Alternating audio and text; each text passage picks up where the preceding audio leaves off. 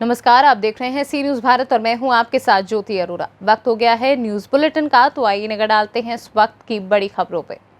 उत्तर प्रदेश सदर कोतवाली औरैया क्षेत्र के अंतर्गत ग्राम बखरिया में पंखा में करंट उतरने से महिला की मौत हो गई और इस पूरी घटना के बाद गांव में कोहराम मचा है। राजवीर सिंह, आपके पिता का नाम? कहाँ के रहने वाले हैं? बखरिया के। ये जो हादसा में मौत हुई है वो आपकी कौन है? पत्नी है।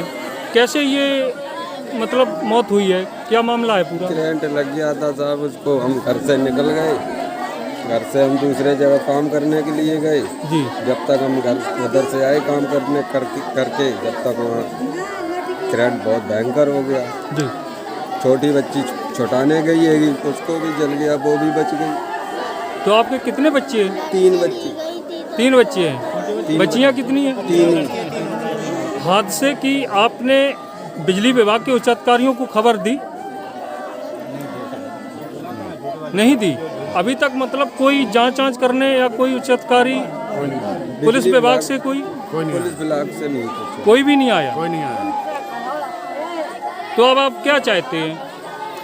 कुछ नहीं।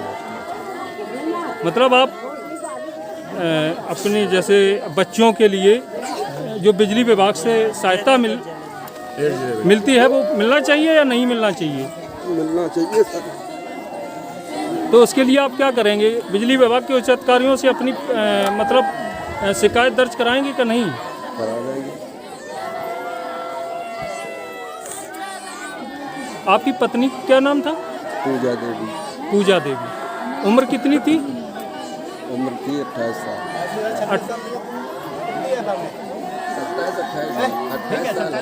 27-28 वर्ष। औरैया से सी न्यूज संवाददाता नीरज की रिपोर्ट। विकासखंड नवाबगंज क्षेत्र अंतर्गत परमपुर गांव के अपना दल के नेता श्याम कुमार मिश्रा ने बताया कि बहराइच जिला कार्यालय पर मासिक बैठक संपन्न की गई है, जिसकी अध्यक्षता जिलाध्यक्ष गिरीश पटेल ने की।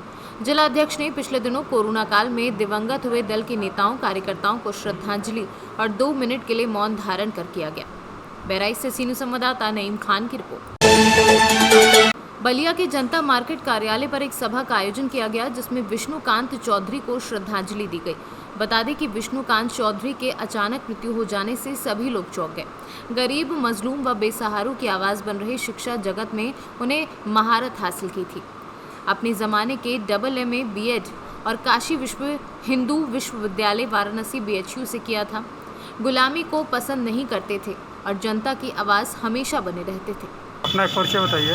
भैया रंजय कुमार सिंह, समाज सेवी बलिया। जी रंजय जी, आज अब किसकी श्रद्धांजलि सभा मनाए हैं आप लोग? क्या किस श्रद्धांजलि? विष्णुकांत चौधरी एक हम लोगों के साथी थे, जो BP सिंह, रामविलास पासवान, शरद यादव, पूर्व केंद्रीय मंत्री रामधन और जो है कि नजाज फर्नांडिस के अति करीबी हुआ करते थे। वो अचानक हम लोगों के बीच से चले गए। उनकी कैसी स्वभाव थी, क्या उनके राजनीति में क्या उनकी योगदान थी और आपसे क्या उनकी संबंध थी? विष्णुकांत चौधरी काशी हिंदू विश्वविद्यालय BHU से AA BEd किए थे और MA BEd करने के बाद वो शुरुआत किए जनता दल से। जनता दल के शरद यादव के करीबी रहे और जनता दल से राजनीति किए। जनता दल से विचारधारा का मतभेद हो गया, लोक दल में चले गए। लोक दल में विचारधारा का भी मतभेद हुआ तो रामविलास पासवान ने उनको लोक जनशक्ति पार्टी का प्रदेश सचिव, संगठन मंत्री बना करके और काली पाणे सांसद, राष्ट्रीय महासचिव के भी करीबी थे और समाज में उन्होंने काम करने का काम किया। विष्णुकांत चौधरी एक बहुत ही सिद्धांतवादी किस्म के आदमी थे और व्यक्तित्व के धनी थे। किसी की बात को बर्दाश्त नहीं करते थे और सड़क पर संघर्ष करने के लिए रिक्शा, ठेला, कुंचा वालों की लड़ाई चाहे कितना भी मजबूत व्यक्ति से हो, क्यों न चट्टान की तरह खड़ा होने का काम करते थे और उस गरीब को न्याय दिलाने का काम करते थे। समाज के लिए। बलिया से सी न्यूज संवाददाता आनंद दुबे की रिपोर्ट। बरेली के थाना शाही के गांव में रहने वाली 13 वर्षीय किशोरी शनिवार सुबह 8 बजे अपने खेत में फसल देखने गई थी। करीब 1.5 घंटे बाद भी वह वापस नहीं लौटी तो परिजनों ने खोजबीन शुरू की। इस बीच चकताहा भूजीपुरा के चकरोट पर एक गन्ने के खेत में उसका अर्धनग्न शव बरामद हुआ है। इसके अलावा शरीर पर चोटें और गला दबाने के निशान थे। घटना से गुस्साए परिजन ने तत्काल आरोपियों की गिरफ्तारी की मांग की और छात्रा का शव चारपाई पर रखकर सड़क पर ले गए। थाना शाही के अंतर्गत एक 15 वर्षीय लड़की अपने घर से प्रातः काल निकली थी और उसके बाद वो घर वापस नहीं लौटी थी। तो उसके बाद घर वालों के द्वारा उसको ढूंढने का प्रयास किया गया और शाम को उसका जो शव है वो घर से 800-900 मीटर की दूरी पर मिला है और उसके सर पर पीछे से चोट लगी है, जो एक नुकीले किसी धारदार हथियार से लगना प्रतीत हो रहा है। पुलिस के द्वारा मौके पर फील्ड यूनिट और अन्य टीमों को लगाया गया है और जो मृतका है उसके शव को पोस्टमार्टम के लिए भेजा जा रहा है और सभी कारणों की इसमें तहकीकात की जा रही है और इसमें मुकदमा भी पंजीकृत किया जा रहा है और जल्द ही इसमें जो अभियुक्त है जिसने हत्या की उसको गिरफ्तार करके जेल भेजा जाएगा। बरेली से सीनियर संवाददाता सुनील कुमार वर्मा की रिपोर्ट। झारखंड प्रदेश उजाला दीदी संघ रामेश्वर प्रखंड इकाई के बैनर तले प्रखंड अध्यक्ष सपा मंडल की अध्यक्षता में कोविड-19 टीकाकरण अभियान एवं मास्क वितरण आयोजित किया गया। इस कार्यक्रम में मुख्य रूप से प्रदेश संरक्षक विजय कुमार संघ के जिलाध्यक्ष पिंकी घोष सलाहकार समिति सदस्य फनी मंडल मुख्य रूप से उपस्थित रहे। जागरूकता अभियान का शुभारंभ गणपति गैस गोदाम से प्रारंभ हुआ, रामेश्वर बाजार तक चलाया गया एवं मास्क वितरण भी किया गया। वैश्विक महामारी को देखते हुए हमारे झारखंड प्रदेश उजाला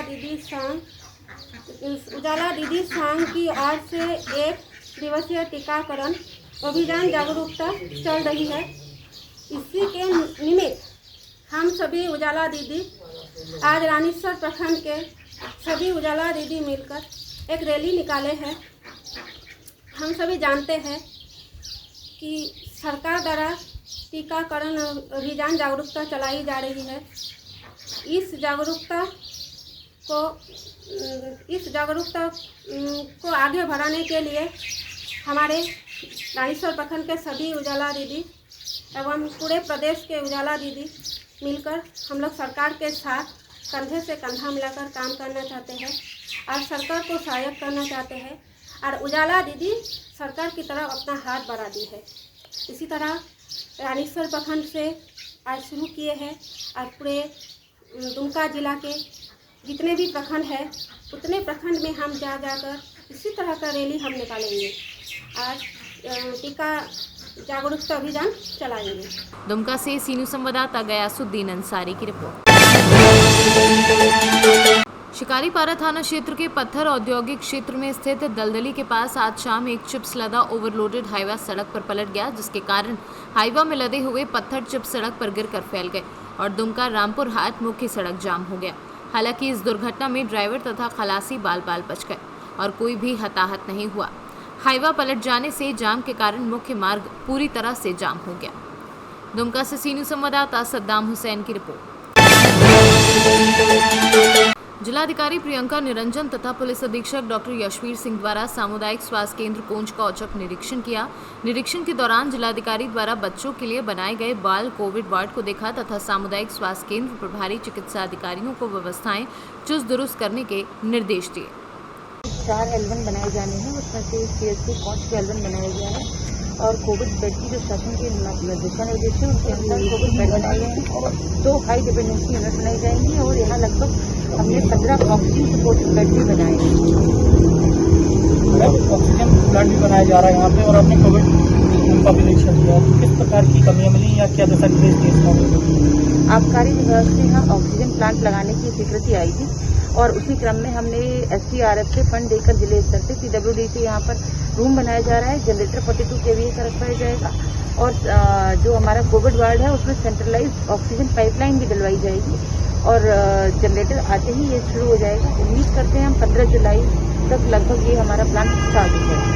वैक्सीनेशन को लेकर जनपद में किस तरीके की अभी प्रक्रिया चल रही है? वैक्सीनेशन को लेकर लोगों में काफी उत्साह देखने को मिल रहा है। कुछ जगहों जैसे कि कोंच में ही मैं देख रही हूँ थोड़ा लोगों में कम उत्साह है। अदरवाइज हमारे माधोगढ़ और डकोर ब्लॉक में तो प्रतिदिन 600 तक 45+ में वैक्सीनेशन हो रहा है। अब तक जनपद में हम 1.5 लाख फर्स्ट डोज वैक्सीन लोगों को दे चुके हैं 45+ के लोगों में और 18 से 44 की भी 10,000 वैक्सीनेशन हो चुके हैं। तो ये जो लोगों में भ्रम है, मैं लोगों से अपील करती हूँ कि इस भ्रम को न रखें। वैक्सीन से किसी को कोई खतरा नहीं है। अधिक से अधिक संख्या में लोग आएं और वैक्सीनेशन करवाएं। जालौन से सीनियर संवाददाता जितेंद्र कुशवाहा की रिपोर्ट। लॉकडाउन और चुनाव के समय मजदूरों के काम के बिना बुरा हाल था, पर उत्तर प्रदेश की योगी सरकार ने चुनाव की प्रक्रिया जल्द से कराकर पंचायत समिति का गठन करा के गाँव में मनरेगा के कार्य प्रारंभ करवा दिए। नरेगा से अभी हाल में गांव के लोगों को रोजगार मिलने लगा है। विकासखंड बंगरा के गांव खिस्ती बुजुर्ग में कई जॉब कार्ड धारकों को काम मिलने लगा है। यहां के ग्राम प्रधान प्रतिनिधि अरविंद सिंह ने बताया कि गांव के मजदूरों के पास लॉकडाउन और चुनाव के समय से कोई काम नहीं था, पर जब से नई पंचायत का गठन हुआ है, पंचायत में कई मिट्टी के कामों को प्रारंभ कर दिया गया है, जिसमें 150 जॉब कार्ड धारकों को काम मिल रहा है। मौके पर जब सी न्यूज़ की टीम पहुंची तो काम कर रहे मजदूरों ने बताया कि अभी तो ग्राम प्रधान के द्वारा काम दिया जा रहा है, अब ऐसे ही काम मिलता रहे तो हमें कहीं बाहर जाने की ज़रूरत नहीं है। क्या नाम है आपका, कहाँ के रहने वाली? सावित्री नाम। कहाँ के रहने वाली? कितने के? आपको जो यहाँ पर काम दिया जा रहा है अपने गांव में, क्या कहेंगे इस बारे में आप? इसका क्या कहेंगे, काम मिल गया है तो बस काम चल रहा है, सब जने सब लोग काम कर रहे हैं। हाँ। पहले काम मिलता था गांव में? नहीं, पहले नहीं मिला था। अब काम मिल रहा है? हाँ, खूब काम मिल रहा है, सब बहुत ऐसे आदमी लगे। किस हिसाब से काम दिया जा रहा है आपको? 2 से 4 रुपया मिल रहा है, खुशी है हम लोग। प्रधान के द्वारा क्या सुविधाएं दी जा रही हैं आपको? सब सुविधा है प्रधान के द्वारा, सारा सब व्यवस्था है, ऐसी टाइम टेबल से माने काम भी हो रहा है। आपको काम नहीं मिल रहा था? नहीं मिला। अब जो है आपको काम मिल रहा है? हाँ, खूब मिल रहा, काम मिल रहा है। जब से प्रधान जी आ गए, जब से खूब काम मिल रहा है, सब लोग काम कर रहा है, पानी भी व्यवस्था है, सब काम मिल रहा है और खुशी है इस चीज से। मैं आप कहाँ के रहने वाले? हमारा रजनेंद्र नाम पाल है और खिसनी बुजुर्ग की रहने वाले हैं साहब। कहाँ पर काम दिया जा रहा है आपको? यही खिसनी बुजुर्ग में लगा हुआ है, मतलब काम प्रधान जी ले आए हैं, जहाँ से जैसे ले आए हैं तो हम लोग यहीं काम कर रहे हैं। रोजगार मिल रहा है आप लोगों को? हाँ, रोजगार मिल रहा है, अभी से मिलने लगा। पहले लॉकडाउन की वजह से कुछ नहीं मिलता था, परेशान परेशान होती थी। क्या सुविधाएं दी जा रही हैं ग्राम प्रधान के द्वारा? ग्राम प्रधान की जो है रोजगार हम लोगों को यहीं मिलने लगो। पानी आने की व्यवस्था नहीं होती, वो भी रेडी चल रही है हम लोगों की। हाल फिलहाल हम खुश हैं हम लोग। क्या नाम है प्रधान जी? मेरा नाम अरविंद सिंह है और मैं प्रधान प्रतिनिधि हूँ। हमारे बड़े भाई जो है हरिहर प्रताप सिंह, रानू भैया फौजी, वो इस समय वर्तमान काल में रिटायर्ड फौज से होके आए हैं और अभी हाल में प्रधान बने हैं खिसनी बुजुर्ग के। प्रधान जी, गांव में कितने जगह कार्य प्रारंभ कर दिया है आप ग्राम प्रधान के द्वारा? हमारे ग्राम प्रधान द्वारा अभी हाल में 2 जगह काम लगा है, वो भी नाला गहरीकांड का, जिसमें कम से कम 70-80 लोगों को रोजगार दे दिया गया है और जल्द ही मेड़बंदी और गौशाला का काम जल्द से जल्द 2-4 दिन में चालू कर देंगे, जिससे हमारे गांव के जो बेरोजगार लोग यहाँ वहाँ भटक रहे हैं उनको रोजगार दे सकें और अच्छे से वो खुशहाल परिवार जी सकें।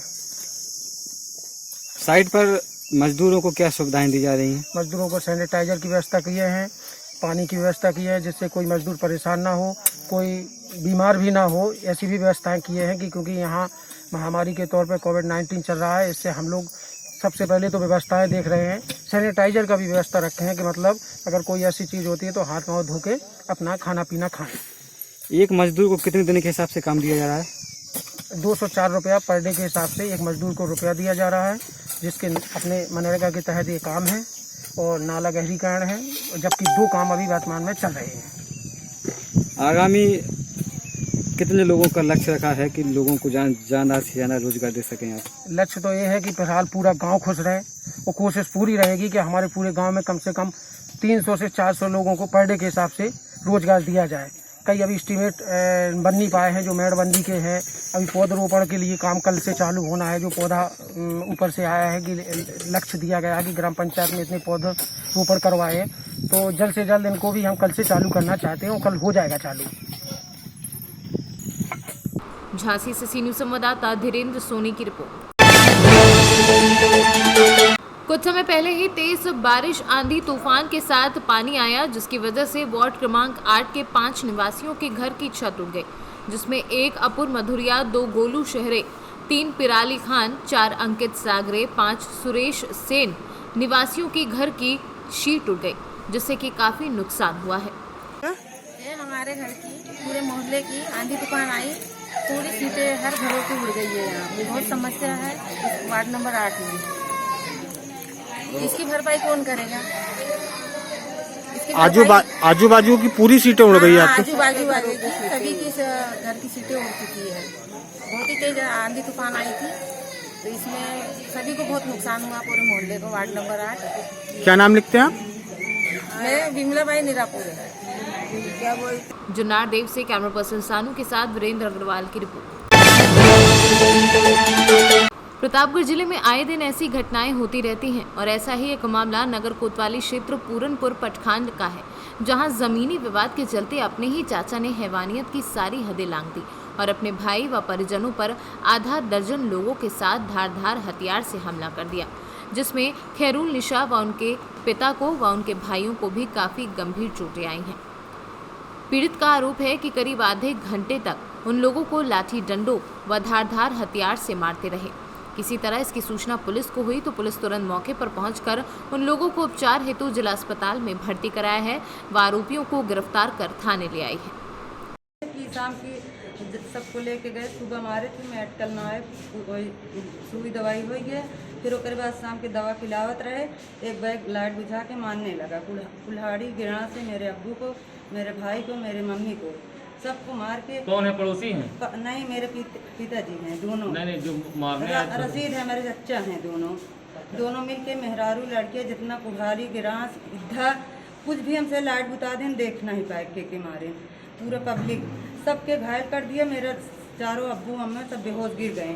मैंने हॉस्पिटल लेके आए, पुलिस वाले ले आए, छोड़ दिए। छोड़ के मुलजिम गए थे, उनके मुलजिम मेरे पिताजी को पकड़े, पैसा पा के छोड़ दिए। क्या नाम है आपका? मोहम्मद हमारा साहिबुन्निसा। कहाँ घर है? हमारा घर हौसा है। नहीं, जहाँ घटना हुई वहाँ कहाँ? पूरनपुर की घटना है, पटखान। पुलिस वाले ले आए हैं, कौन सुनवाई हमारे होता नहीं है। पैसा पा जाता है, मुलजिम पकड़े छोड़ देते हैं। मतलब 11 बजे मारे जो है, उसके बाद जो है आया यहाँ हॉस्पिटल में आया। उसके बाद जो है मेरा कोई यहाँ से जो है हुआ सब कुछ, मतलब सुई हुई लगी। उसके बाद गया फिर घर पे दोबारा 6:30 बजे एक बैग आ गए, जो है मारना चालू कर दिए। अब्बू को, हमारे अम्मी को, 10 लोग। हाँ, मेरी कोई सुनवाई हुई नहीं। मेरे पुलिस वाले यहाँ लेके आए हॉस्पिटल में, यहाँ मतलब यहाँ से रेफर कर दिए इलाहाबाद, और मेरी कोई सुनवाई नहीं हो रही। उनका 307 का मुकदमा दायर हो गया है। तो क्या आपने पुलिस से अभी तक तहरीर वगैरह दी कि नहीं दी? तहरीर वगैरह नहीं। अरे एप्लीकेशन कोई दिया है? हाँ, एप्लीकेशन दिया। पुलिस क्या कार्रवाई कर रही है? पुलिस कोई कार्रवाई मेरी नहीं कर रही। क्या नाम है आपका? मेरा नाम है मोहम्मद सलमान। एक पकड़ी छोड़ दीवार उठाई और लड़की के हमारे पत्थर उठाई के मारे जाहिर मारे में। कोई बात हम चले गए कि 11 बजे घटना या झगड़ा। हम आए हैं, हमारे कुछ सुनवाई नहीं हुई, चौखन नहीं सुनवाई, कौन सुनवाई नहीं हुई। दरों कहाँ कैसे रहिए, कहाँ सिपाही खाई लेता है, कौन हमारे सुनवाई नहीं हुई। तो पुलिस को आपने शिकायत की, पुलिस ने कुछ किया अभी तक? कुछ नहीं हुआ, कुछ नहीं। किस गांव की शाम की यहाँ से गए हैं, पट्टी बन्हाए लड़किया के अपने सब कराए से गए हैं, चाय हाथ में लेके रहे, पियत रहे। तो उनसे वो सब आए, मार धार करे लागे, कुल्हरी कराती जो कुछ ले रहे हैं। अनिया हमारे लाइट हमारे बुताई थी, बस मारे लागे हैं, कुल्हरी जीवन कुछ ले रहे हैं। मारे हैं हमारी लड़कियाँ का 4 जने को मार घायल। तो फिर आप दोबारा गई पुलिस के पास? नहीं, पुलिस वाले ले आए हैं? पुलिस वाले यहाँ से ले आए हैं। अब उसको तो होश नहीं रहा, बच्चे चिल्लात रहे हैं, पुलिस वाले नहीं जा पाए। क्या नाम है आपका? खैरुल निशा। गांव कौन सा है आपका? पूरनपुर पटखान। थाना कौन सा लगता है? कोतवाली।